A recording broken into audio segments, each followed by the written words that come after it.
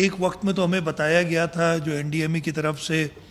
اور وفاق کی طرف سے ہمیں میسیجز آئے تھے کہ 8 لاکھ سے 11 لاکھ کیوسک کے درمیان پانی گڈو براج پہ آئے گا، اور بیچ میں تو اتنا بھی کہہ دیا گیا تھا کہ اس سے بھی زیادہ آ سکتا ہے پانی۔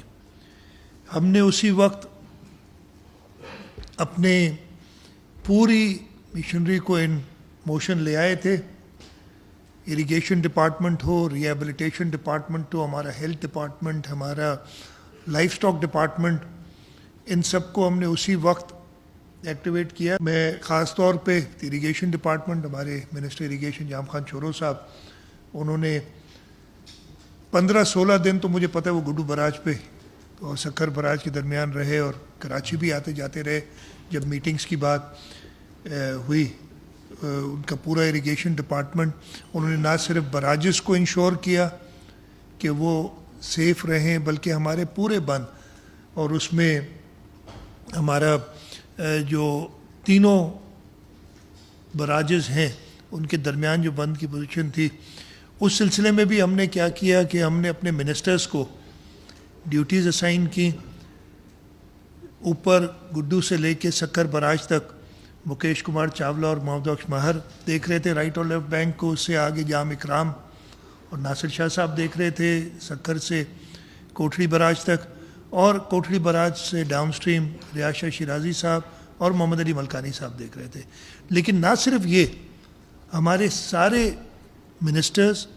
ہمارے سارے صوبائی اسمبلی کے ممبران، قومی اسمبلی کے ممبران اپنے اپنے علاقوں میں رہے۔ میں خاص طور پہ مینشن کروں گا، سارے میں نام لوں گا تو خیر، لیکن سامنے جو بیٹھے ہیں، مزاری صاحب، احسان خان، بابل خان بھائیو صاحب، انہوں نے خاص طور پہ ان علاقوں میں جہاں پہ لا اینڈ آرڈر کے بھی ایشوز تھے، لیکن انہوں نے انشور کیا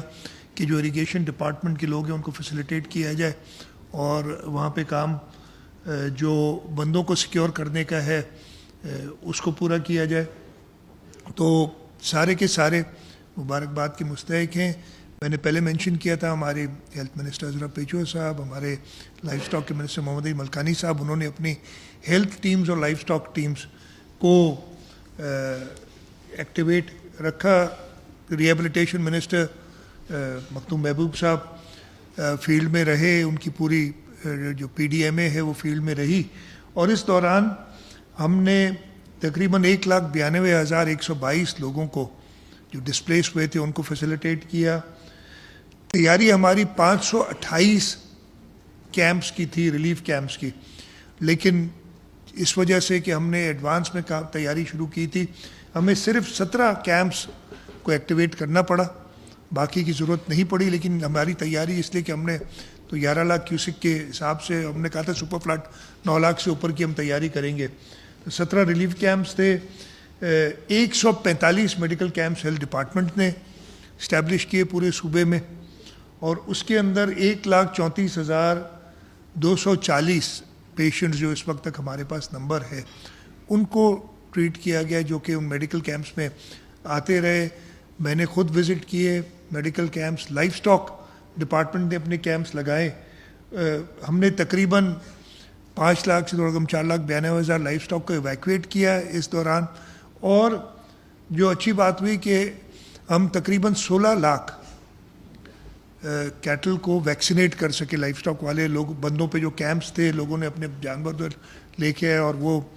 ہم نے سارا کام کیا۔ اس وقت اس لیے کہ پرفیکٹ کوئی چیز نہیں ہوتی، ہمیں پتہ ہے کہ اس وقت بھی ہماری کچھ کوتاہیاں رہ گئیں، ان کو ہم ایڈریس کریں گے۔ یہ کلائمیٹ چینج کا جو فنومنا ہے، اب اگلے سال کہا جا رہا ہے کہ اس سے بھی زیادہ مانسون آئے گا، اس سے ارلی مانسون آئے گا، ہم نے اس کی تیاری کرنی ہے۔ اس میں خاص طور پہ جو لیڈ رول وہ اریگیشن ڈپارٹمنٹ لینا ہے، اور میں کہوں گا کہ جو اس وقت شارٹ کمنگز رہ گئی ہیں، اور ہم سیکھتے ہیں، ہم ان ریسنٹ ٹائمز ہم 2010، 2011، 2012، 2015، 2020، 2022 ان سب فلڈ سے سیکھیں۔ تو گوئنگ فارورڈ بھی ہم نے جو 2025 والا یہ آزمائش ہمارے اوپر آئی تھی، اس سے سیکھ کے ہم آگے اور بہتر کام کریں۔